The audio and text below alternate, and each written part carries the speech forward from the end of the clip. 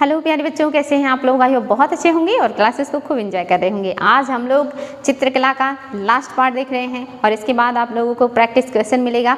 आज की क्लास से आप लोगों के लिए ढेर सारे क्वेश्चन बनाए गए हैं। आज की क्लास को अच्छे से देखिएगा और क्वेश्चन को सॉल्व कीजिएगा और अच्छा से अच्छा परफॉर्मेंस कीजिए ताकि एग्जाम में बेस्ट हो। तो चलिए आज की क्लास की शुरुआत करते हैं। आज की क्लास में बहुत सारे आपके लिए जो है तथ्य हैं जो एग्जाम के दृष्टिकोण से मोस्ट इंपॉर्टेंट है। तो आज की क्लास की शुरुआत करेंगे हम जहांगीर कालीन प्रमुख चित्रकारों से। कल हम लोगों ने जहांगीर के काल को पढ़ा कि उनके समय में चित्रकला का सबसे ज्यादा विकास हुआ, उनके समय में सबसे ज्यादा चित्रकला जो है चरमोत्कर्ष पर पहुंच गई। आज हम देखेंगे जहांगीर के समय में कौन कौन से चित्रकार हैं और वो किस क्षेत्र में अपनी विशेषज्ञता के लिए जाने जाते हैं। तो देखते हैं जहांगीर के समय में कौन से चित्रकार हैं। जहांगीर के अधीन अनेक चित्रकार काम कर रहे थे। उनमें से फारूक बेग, अकार रिजा, अबुल हसन, मंसूर, बिसनदास, मनोहर, गोवर्धन, बालचंद, दौलत और मुखलिस, भीम और इनायत प्रमुख है। ये सारे जो चित्रकार हैं ये जहांगीर के शासनकाल से संबंधित हैं और सारे लोग काफ़ी इंपॉर्टेंट हैं। कभी कभी ये कूट में भी आ जाता है। मोस्टली जो है मंसूर को और अबुल हसन को ज़्यादा एग्जाम में पूछता है। आगे हैं उस्ताद मंसूर। ये पशु पक्षियों तथा पुष्पों के चित्र बनाने में महारत हासिल थे। इन्हें प्राकृतिक चित्र बनाना ज़्यादा आता था। ये प्राकृतिक चित्रों में बहुत ज़्यादा माहिर थे। इन्होंने साइबेरिया के सारस का चित्र बनाया था जो बहुत ही ज़्यादा प्रसिद्ध था। तो याद रखेंगे जो मंसूर हैं ये प्राकृतिक चित्र बनाने में माहिर हैं और ये फूल पत्ती पशु पक्षियों के चित्र ज़्यादा अच्छा बनाते हैं। दूसरे हैं अबुल हसन। अबुल हसन ये इम्पॉर्टेंट है। इन्हें सिंहासन पर बैठे हुए जहांगीर का चित्र इन्होंने बनाया था जिसे जहांगीर की आत्मकथा तुजुक ए जहांगीरी का मुख्य पृष्ठ बनाया गया। इंपॉर्टेंट है बच्चों, अबुल हसन के ही चित्र को जहांगीर ने अपनी आत्मकथा के मुख्य पृष्ठ पर छापा था या लगवाया था और ये व्यक्ति चित्र बनाने में माहिर हैं। बहुत इंपॉर्टेंट है, याद रखेंगे, आप लोगों के लिए बहुत इंपॉर्टेंट है। और ये आत्मकथा भी याद रखेंगे, तुजुक ए जहांगीरी जो जहांगीर ने लिखा है और ये फारसी भाषा में लिखा है, ये भी आपके लिए बहुत इंपॉर्टेंट है। नेक्स्ट है बिसनदास। यह चित्रकार व्यक्ति चित्र बनाने में माहिर था। इसे जहांगीर ने ईरानी दरबार में शाह अब्बास का चित्र बनाकर लाने के लिए भेजा था। बहुत ही बढ़िया, ये भी एग्जाम में आया है कि किस चित्रकार को जहांगीर ने भेजा था फारस के शासक का चित्र बनाने के लिए। तो याद रखेंगे ये कौन है, बिसनदास हैं। इन्हीं को जहांगीर ने ईरान, जिसको फारस कहा जाता था, वहाँ पर चित्र बनाने के लिए भेजा था और इन्होंने बहुत ही खूबसूरत ईरान के शाह के दरबार का चित्र बनाया था जिसमें राजा के साथ साथ उनके दरबारी भी बैठे हुए चित्र में दिखाए गए हैं। बहुत ही बढ़िया है, ये याद रखेंगे। नेक्स्ट है आपका फारूक बेग। यह भी क्या है, आकृति चित्र बनाने में माहिर है। यानी कि ज़्यादातर जो चित्रकार हैं ये सारे लोग आकृति यानी कि व्यक्तियों की आकृति बनाने में माहिर हैं। जो मंसूर हैं ये प्राकृतिक चित्र बनाने के लिए जाने जाते हैं। अन्य ज़्यादातर जो चित्रकार हैं वो आप देख रहे हैं कि व्यक्तियों का चित्र बनाने में ज़्यादा जो है माहिर हैं। मनोहर दास चित्रकारी के सिद्धार्थ कलाकार बसावन के पुत्र हैं। जो मनोहर हैं ये किसके पुत्र हैं, बसावन के पुत्र हैं। और बसावन आप जानते हैं अकबर के शासनकाल से संबंधित है। काफ़ी इंपॉर्टेंट है ये सारे तथ्य आप लोगों के लिए और ये सब एग्जाम में आ चुके हैं और आगे भी आएंगे। तो कौन सा चित्रकार किस क्षेत्र में जो है आगे है ये चीज़ आपको पता होना चाहिए। आगे है शाहजहां कालीन चित्रकार। जो आपके शाहजहां हैं ये जहांगीर के मृत्यु के बाद ये राजा बनते हैं और इनके टाइम पीरियड में चित्रकला का पतन शुरू हो जाता है क्योंकि इनका जो इंटरेस्ट है ये स्थापत्य कला में ज़्यादा है और इनके समय में स्थापत्य कला का सबसे ज़्यादा विकास हुआ। इसीलिए स्थापत्य कला को स्वर्णकाल कहा जाता है, शाहजहां के काल को। और ये जो है ये स्थापत्य के क्षेत्र में ज़्यादा इंटरेस्टेड हैं। इन्होंने चित्रकला पर उतना ध्यान नहीं दिया, इसी वजह से इनके शासनकाल में चित्रकला का पतन शुरू हो गया था। तो कभी क्वेश्चन बने कि मुगल काल के किस शासक के शासनकाल में चित्रकला का पतन प्रारंभ हो गया था, तो ये शाहजहां है, शाहजहां के समय में हुआ था। आगे जो है शाहजहां के टाइम के भी कुछ महत्वपूर्ण चित्रकार हैं, इनका नाम भी याद रखेंगे, जिसमें है विचित्र हैं, चैतरमन है, अनूप चत्तर है, समरकंद का मोहम्मद नादिर और इसके अलावा इनायत और मकर हैं। पादशाहनामा जो कि शाहजहां की जीवनी है, याद रखेंगे शाहजहां की जीवनी का नाम है पादशाहनामा और इसकी रचना अबुल हामिद लाहौरी ने किया है। ये भी याद रखेंगे। इनकी जो आत्मकथा है पातशाहनामा, इसको लिखा किसने है या इसकी जो रचना किसने की है? Abul Hamid Lahori. Very very important है बच्चों, याद रखेंगे। 3 लोगों की आत्मकथा आपने यहाँ से जान ली। एक तो आपने देखा कि बाबर की आत्मकथा, दूसरा आपने जहांगीर की आत्मकथा देखा और तीसरा आपने शाहजहां की भी आत्मकथा को देखा है। ये जरूर याद रखेंगे। नेक्स्ट है औरंगजेब का शासनकाल। औरंगजेब के शासनकाल में जो मुगल चित्रकला है, इसमें अवसान जो जहांगीर के समय में शुरू हुआ था वो अब और तेज़ी से बढ़ गया, क्योंकि जहांगीर को इस तरह की किसी भी चीज़ में जो औरंगजेब हैं उन्हें इंटरेस्ट नहीं है। ना तो उन्हें चित्रकला में कोई इंटरेस्ट है, ना ही भवन निर्माण में कोई इंटरेस्ट है, ना ही वो नृत्य संगीत इन सारी चीज़ों में ही कोई इंटरेस्ट रखते हैं। इस वजह से इनके समय में जो मुगल चित्रकला है ये तेज़ी से पतन इसका होने लगता है।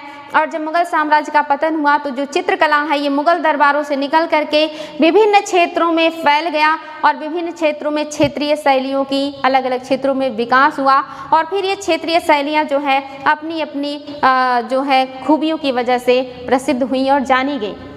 तो इस तरह से समाप्त हो गया मुगल साम्राज्य और चित्रकला का पतन भी हो गया। चित्रकला अब जो है वो दूसरे क्षेत्रों में जा चुका है, जिसमें आप देखेंगे मध्य भारत और राजस्थानी शैली का विकास हुआ, जिसमें भारतीय चित्रकला में राजस्थानी शैली का विशिष्ट स्थान राजस्थानी चित्रकला को उद्धृत करने का श्रेय प्रसिद्ध कलाविद आनंद कुमार स्वामी को है। राजस्थानी शैली का जो विकास है वो किसने किया है? आनंद कुमार स्वामी ने किया है। उन्होंने अपनी पुस्तक राजपूत पेंटिंग के माध्यम से यह धारणा बनाई कि राजस्थानी शैली राजपूत शैली है। अगर एग्जाम में आए कि राजस्थानी शैली को राजपूत शैली का नाम किसने दिया है, तो आनंद कुमार स्वामी ने दिया है। या राजपूत पेंटिंग नामक जो चित्रकला की पुस्तक है ये किससे संबंधित है? आनंद कुमार स्वामी से संबंधित है। मोस्ट इंपॉर्टेंट तथ्य है। आगे है बच्चों कि जो है राजस्थानी चित्रकला के कई केंद्र भी उभरे, जिनमें मेवाड़ है, याद रखेंगे केंद्र याद होना चाहिए। मेवाड़ है, मालवा है, किशनगढ़ है, कोटा है, बूंदी है, आमेर है, बीकानेर है, आदि जगहों पर चित्रकला का अत्यधिक जो है वो प्रसिद्धि मिली। यानी कि राजस्थान के भिन्न भिन्न इलाकों में अलग अलग चित्र शैलियों का या चित्रकला शैलियों का विकास हुआ, जो अलग अलग नाम से जाने गई। ये आप लोगों के लिए काफ़ी इंपॉर्टेंट है। आगे है राजस्थानी चित्रकला में चित्र बसली पर बनाए गए हैं। बसली का आशय है कागज़ की कई तहों को आपस में चिपकाने से, यानी कि कागज़ की कई परतों को जब आपस में चिपका दिया जाता है तो चिपकाने के बाद जब वो एक मोटी तह बन जाती है तो उसके ऊपर चित्रकला बनाया जाता है, जिससे जो कलर होता है वो रिस करके मतलब दूसरी तरफ नहीं जाता और काफ़ी दिनों तक वो सुरक्षित रहता है। इसी को कहा गया है बसली। राजस्थानी चित्रकला में एक चश्म चेहरे ज़्यादा बनाए गए हैं। एक चश्म चेहरे से आशय चित्र में दूसरी ओर के गाल और आंख का अभाव। एक चश्म का क्या मतलब होता है? ये जो राजस्थानी चित्रकला की एक विशिष्ट शैली है एक चश्म। एक चश्म का मतलब होता है कि जो चित्र बनाए गए हैं वो ओनली वन साइड के बनाए गए हैं, यानी कि जो चित्र हैं वो इस तरह से बनाए गए हैं, सिर्फ चेहरे का एक साइड दिखता है, एक तरफ की आंख, एक तरफ का नाक, एक तरफ के कान, एक तरफ के जो फेस है वो दिखता है। अदर साइड का जो फेस है, जो फेस के पार्ट्स हैं वो दिखाई नहीं देते, यानी कि इसी को एक चश्म कहा जाता है। जब जो चित्र है वो एक साइड का बनाया गया हो, तिरछा बनाया गया हो, कोई बगल से किसी का चित्र बना दे तो इसी को एक चश्म कहते हैं। और राजस्थानी शैली के जब चित्र देखेंगे तो मोस्टली वहाँ पे जो राजा हैं वो भी ऐसे करके चित्र बनवाए हैं, या जो महिलाएं हैं वो भी इसी तरह की हैं। यहाँ तक कि जो बड़ी ठणी का चित्र राजस्थान से मिला है उसमें भी आप देखेंगे कि सिर्फ एक साइड का ही आपको देखने को मिलता है, दूसरे साइड का चेहरा हमें दिखाई नहीं देता। ये राजस्थानी शैली की विशेषता है, इसको एक चश्म कहते हैं। ये चीज़ आपको पता होना चाहिए बच्चों, बहुत इंपॉर्टेंट है।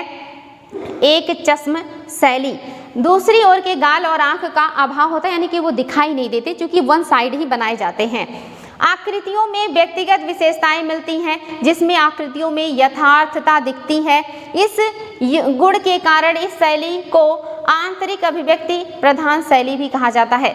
जो कि यहाँ पर यथार्थता दिखाया गया है, वास्तविकता दिखाई गई है। इसी वजह से राजस्थानी शैली को आंतरिक शैली भी कहा जाता है, कि जो चीज़ें हैं उसको वास्तविकता को दिखाना। जब हम कल्पनाओं में खो करके कोई चीज़ बनाते हैं तो वहाँ पे वास्तविकता का अभाव होता है, लेकिन जब हम अपनी चीज़ों को फील करके बनाते हैं, देख करके बनाते हैं, समझ करके बनाते हैं तो उसमें वास्तविकता होती है।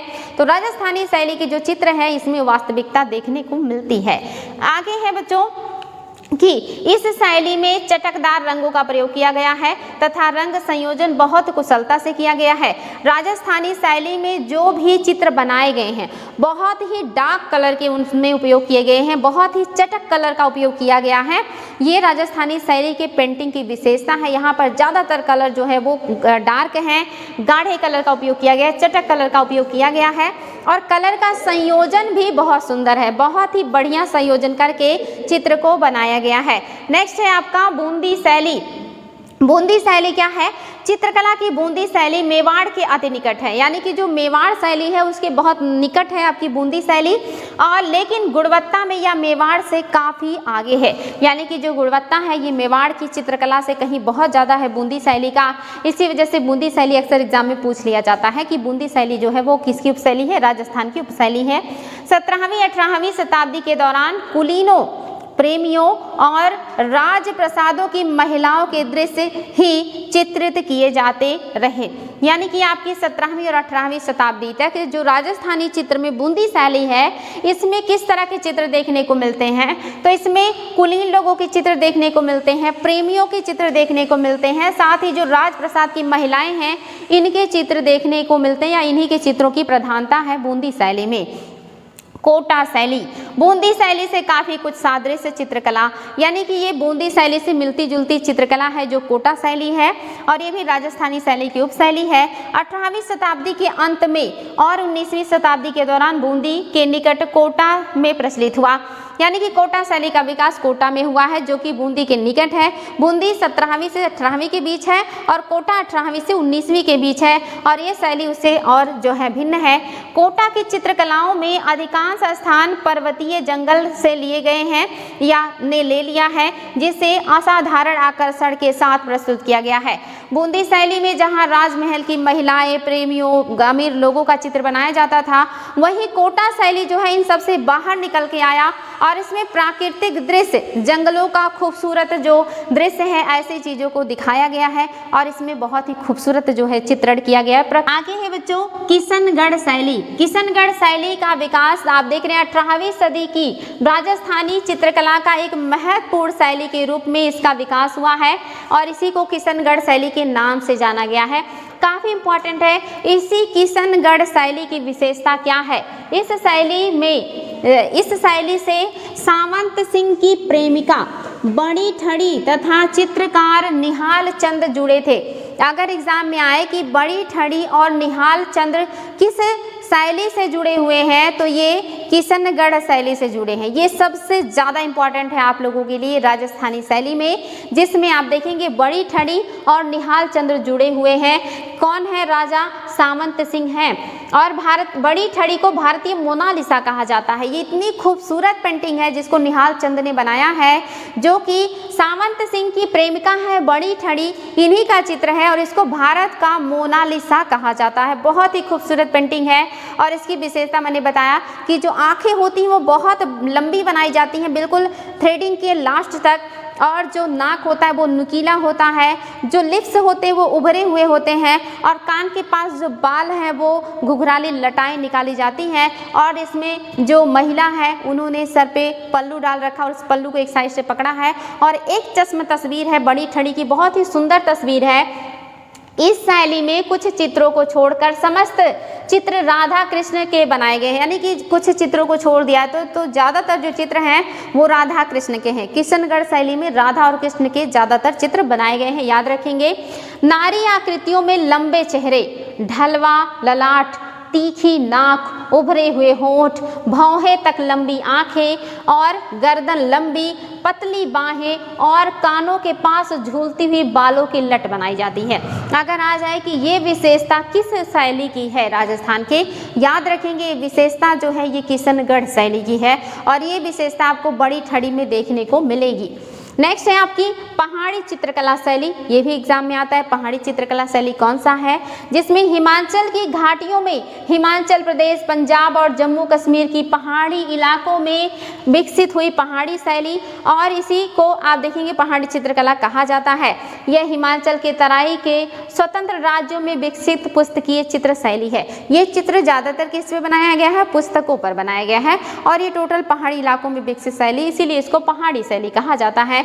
जिसमें जम्मू कश्मीर है, जिसमें पंजाब है, जिसमें उत्तराखंड है, इन्हीं इलाकों में, जिसमें हिमाचल प्रदेश है, इस तरह की शैलियाँ डेवलप की हैं। बसोली शैली, पहाड़ी क्षेत्रों में चित्रकला का प्रारंभिक केंद्र बसोली था। इसका केंद्र जम्मू कश्मीर के कठुआ जिले की बसोली तहसील में है। अगर आ जाए कि बसोली शैली किस राज्य से संबंधित है? जम्मू कश्मीर से, वहाँ के कठुआ जिले से संबंधित है। और यही क्या है? चित्रकला का प्रमुख केंद्र है पहाड़ी क्षेत्रों में जो चित्रकला विकसित हुई है। बसोली शैली की प्रमुख विशेषता में प्रभावशाली तथा विषय वर्णों के प्रयोग, एक वर्णीय पृष्ठभूमि, बड़ी बड़ी आंखें, मोटी व ठोस आरेखण, आभूषणों में हीरों को दिखाने के लिए बाहर निकले हुए पंखों का प्रयोग, तंग आकाश और लाल किनारे आदि शामिल है। यानी कि यहाँ पे जो चित्र है बहुत ही खूबसूरत बनाया गया है, जिसमें हर चीज़ को दर्शाया गया है या उभारा गया है। बहुत खूबसूरत है आपकी ये बसोली शैली। नेक्स्ट है कांगड़ा शैली।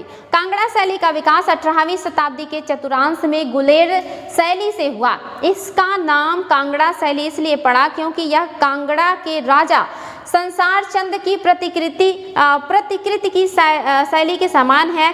यह कांगड़ा, गुलेर, बसोली, चंपा, जम्मू और नुपुर, गढ़वाल आदि राज्यों में प्रचलित है, और ज़्यादातर ये कहाँ है? हिमाचल प्रदेश के इलाके में इस शैली का जो है वो विकास हुआ है। नेक्स्ट है आपका काली घाट के पट्टचित्र। ये भी एग्जाम में आया है। कलकत्ता के मशहूर काली मंदिर के पास कागज, टाट व कपड़े पर बनने वाले चित्र को ही हम क्या कहते हैं?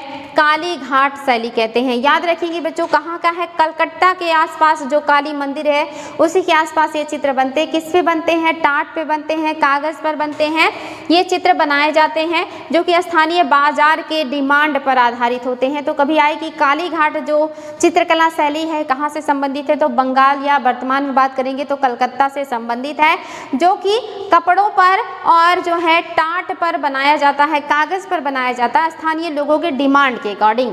नेक्स्ट है उड़ीसा का पट्टचित्र। उड़ीसा के क्षेत्रों में पट्टचित्र जो है विकसित हुआ था, और ये भी कपड़ों वगैरह पे बनाए जाने वाली एक तरह का चित्रकारी है। ये एग्जाम में आता है कि पट्टचित्र जो है किस राज्य से संबंधित है? उड़ीसा से संबंधित है।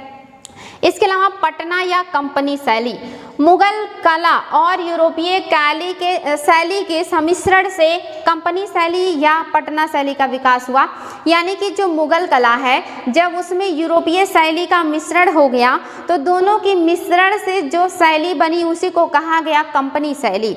चूँकि इस शैली का विकास पटना के आसपास के क्षेत्र में हुआ, इसी वजह से इसको पटना शैली भी कहा गया। तो याद रखेंगे कंपनी शैली और पटना शैली दोनों एक ही है, और दोनों में जो मिश्रण है ये यूरोपीय और मुगल शैली का है। ये एग्जाम में आया है कि किन दो शैलियों के सम्मिश्रण से कंपनी शैली का विकास हुआ है या पटना शैली का विकास हुआ है? तो मिश्रण क्या है? मुगल और यूरोपीय कला का।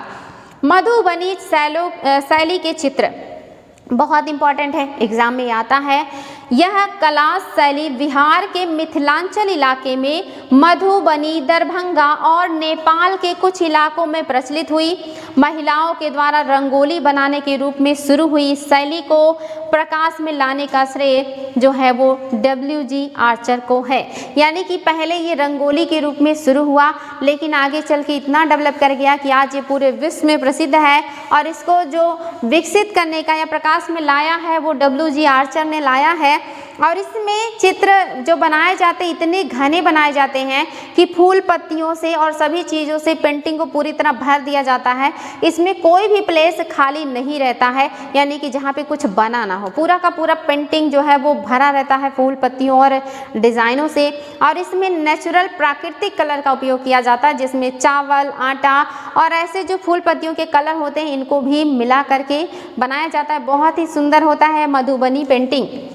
बरली चित्रकला, ये चित्रकला महाराष्ट्र और गुजरात के सीमांत क्षेत्रों में जो जनजातियां हैं उनमें प्रचलित है। महाराष्ट्र और गुजरात के सीमांत क्षेत्रों में जनजातियों में प्रचलित है वर्ली चित्रकला। और वर्ली चित्रकला में भी प्राकृतिक चीज़ों का चित्रण किया जाता है। ये महाराष्ट्र का है, ये चीज़ याद रखेंगे बच्चों, एग्जाम में आता है कि वर्ली चित्र कहाँ से संबंधित है, महाराष्ट्र से संबंधित है। और यहाँ की जनजातियों में ये कला बहुत ज़्यादा प्रचलित है, जहाँ पे अपने घरों की दीवारों पर पेड़ पौधे, पशु पक्षी और अन्य जो चीज़ें हैं वो इसका चित्र बनाते हैं और इसको खुशी के मौके पर भी इंजॉय करते हैं। कोहबर सोहराई चित्रकला, ये चित्रकला बहुत इंपॉर्टेंट है, इसी को कोहबर सोहराई कला कहते हैं। और ये जो चित्रकला है ये भी दीवारों पर बनाई जाती है। झारखंड के जनजातियों के द्वारा ये चित्रकला बनाई जाती है। और ये चित्रकला शुभ अवसरों पर बनाया जाता है, जब शादी विवाह का टाइम होता है तब बनाया जाता है, या फसल कटाई के बाद जब लोग खुशी मनाते हैं, त्यौहार मनाते हैं, तो सोहराई कोहबर जो कला है इसको दीवारों पर बनाया जाता है। ये झारखंड की जनजातियों में प्रचलित है और इसको GI टैग मिला है।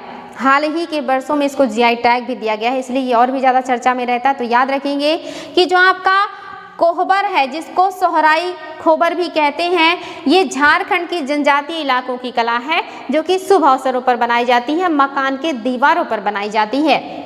नेक्स्ट है फाड़ चित्र। लंबे मफलर के समान वस्त्र पर बनाए जाते हैं, इसको फाड़ चित्र कहते हैं और ये राजस्थान का है। याद रखेंगे ये जो चित्र होता है ये लंबे जो कपड़े होते हैं यानी कि मफलर नुमा जो कपड़े होते हैं उन पर ये चित्र बनाए जाते हैं, जिसको फाड़ चित्र कहते हैं। और ये राजस्थान का चित्र है या राजस्थान में ये प्रचलित है, ये चीज़ भी आपको पता होना चाहिए, वेरी वेरी इंपॉर्टेंट है। इसके अलावा बंगाल शैली या ठाकुर शैली, बंगाल शैली या ठाकुर शैली जो है इसमें आप देखेंगे चीनी और इसके अलावा जापानी, चीनी, जापानी और इसके अलावा यूरोपीय,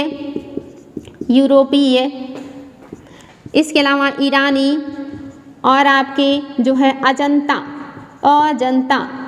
इन सभी कलाओं के सम्मिश्रण से जो शैली का विकास हुआ है, जो इस शैली का विकास अवनींद्रनाथ ठाकुर ने इन सभी विदेशी कलाओं के साथ साथ भारतीय कलाओं को मिला करके जिस कला का विकास किया था, इसी को कहा गया बंगाली शैली या इसी को कहा गया ठाकुर शैली। तो एग्जाम में आ जाए कि बंगाली या ठाकुर शैली का विकास किसने किया है, अवनींद्रनाथ ठाकुर ने किया है, जिसमें चीनी, जापानी, यूरोपीय, ईरानी ऐसे विभिन्न विदेशी शैलियों के साथ साथ भारतीय शैली की अजंता शैली को भी मिला करके बनाया गया है। और ये किसने विकसित किया है, अवनींद्रनाथ ठाकुर ने विकसित किया है। नेक्स्ट है कलमकारी चित्रकला। ये बहुत ही ज़्यादा इंपॉर्टेंट, मोस्ट इंपॉर्टेंट, एग्जाम में बहुत ज़्यादा ये आता है। कलमकारी चित्रकला दक्षिण भारत के आंध्र प्रदेश में प्रचलित हस्त निर्मित चित्रकला है, जो सूती कपड़ों पर रंगीन ब्लॉक से छाप कर बनाया जाता है। ये सूती कपड़ों पर रंगीन ब्लॉक छाप करके बनाया जाता है। राजस्थान में प्रचलित है, हाथ से बनाई जाने वाली चित्रकला है, सूती वस्त्र पे बनाया जाता है। और इसको बनाने की विधि क्या है, ये कैसे बनाते हैं लोग, इसमें वो लोग क्या करते हैं कि गोबर के घोल में रात भर सूती कपड़े को भिगा देते हैं और सुबह गोबर के घोल से निकाल करके दूध और मांड के घोल में कपड़े को डुबा देते हैं और फिर सूखने के लिए छोड़ देते हैं। सूखने के बाद जब वो कपड़ा बहुत टाइट हो जाता है, हार्ड हो जाता है, तब उसे लकड़ी के मजबूत डंडे से या मूसल से उसको जो है पीटते हैं, पीट करके उसको सॉफ्ट करते, मुलायम करते हैं। और मुलायम करने के बाद फिर उस पर जो पेड़ पौधों के पत्ती, छाल, डालियाँ उनका उपयोग करके चित्र बनाए जाते हैं। बहुत ही खूबसूरत होता है कलमकारी चित्र और इसके बनाने की विधि भी मैंने आपको बता दिया कि ये किस विधि से बनाया जाता है। तो ये आपकी कलमकारी जो है ये बहुत इंपॉर्टेंट है। नेक्स्ट है प्रसिद्ध चित्रकार सीरी। ये जो चित्रकार हैं जो अलग अलग शासन में राजाओं के शासनकाल से संबंधित हैं, उन्हें राजाओं के द्वारा अलग अलग उपाधियां दी गई हैं। ये उपाधियां एग्जाम में पूछ लेता है कि किस चित्रकार को कौन सी उपाधि दी गई थी। तो ऑप्शन में है आपके पास, मतलब जो लिखा है, सीरी कलम की उपाधि किसे दिया गया है, ख्वाजा अबू समद को दिया गया है। ख्वाजा अबू समद को सीरी कलम की उपाधि दी गई थी और ये किसने दिया है, अकबर ने दिया है। नादिर उल जमा की उपाधि अबुल हसन को दिया गया था और ये दिया था जहांगीर ने। और तीसरा है नादिर उल अस्र की उपाधि मंसूर को दिया गया, जो कि प्रकृति का चित्र बनाने में निपुण है, और ये उपाधि किसने दिया है? जहांगीर ने दिया है। याद रखेंगे ये दोनों चित्रकार जहांगीर के शासनकाल से संबंधित हैं और इन दोनों को जो उपाधियां दी हैं वो जहांगीर ने दिया है, और इनको जो उपाधि दी गई है ये अकबर के द्वारा दिया गया है।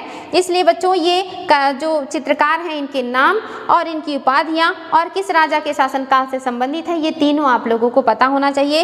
नेक्स्ट है रविंद्रनाथ टैगोर, जो कि आधुनिक चित्रकला की बात कर रहे हैं हम। अब हम आधुनिक भारत के चित्रकला की बात कर रहे हैं, जिसमें रविंद्रनाथ टैगोर इम्पॉर्टेंट हैं। इनको गुरुदेव के नाम से जाना जाता है। रविंद्रनाथ टैगोर को गुरुदेव की उपाधि किसने दी है? महात्मा गांधी ने दी है। और महात्मा गांधी को महात्मा की उपाधि किसने दिया था? तो ये दिया था रविंद्रनाथ टैगोर ने। याद रखेंगे रविंद्रनाथ टैगोर को गुरुदेव के नाम से जाना जाता, प्रसिद्ध हैं। रविंद्रनाथ टैगोर ने 1924 में पूर्वी लिखते समय, पूर्वी इन्होंने जब लिखा तो लिखते समय उसकी पांडुलिपियों पर इन्होंने चित्र बनाया था, जो बाद में बहुत ज़्यादा प्रसिद्ध हुआ। तो ये इंपॉर्टेंट है बच्चों। इसके अलावा है गगनेंद्र नाथ ठाकुर, यूनानी और जापानी शैली में चित्र बनाने की कला इन्हें पता थी, और यूनानी और जापानी शैली का जो मिश्रण रूप चित्र है ये भारत में बनाने का जो श्रेय है गगनेंद्र नाथ को दिया जाता है। और जो सबसे ज़्यादा इम्पॉर्टेंट है अवनींद्रनाथ टैगोर, आधुनिक भारतीय चित्रकला के पितामह कहे जाते हैं। ये अगर एग्जाम में आए कि आधुनिक भारतीय चित्रकला के पितामह कौन हैं? अवनींद्रनाथ ठाकुर हैं। अवनींद्रनाथ ने राष्ट्रीय आंदोलन से प्रभावित होकर कला आंदोलन का सूत्रपात किया था।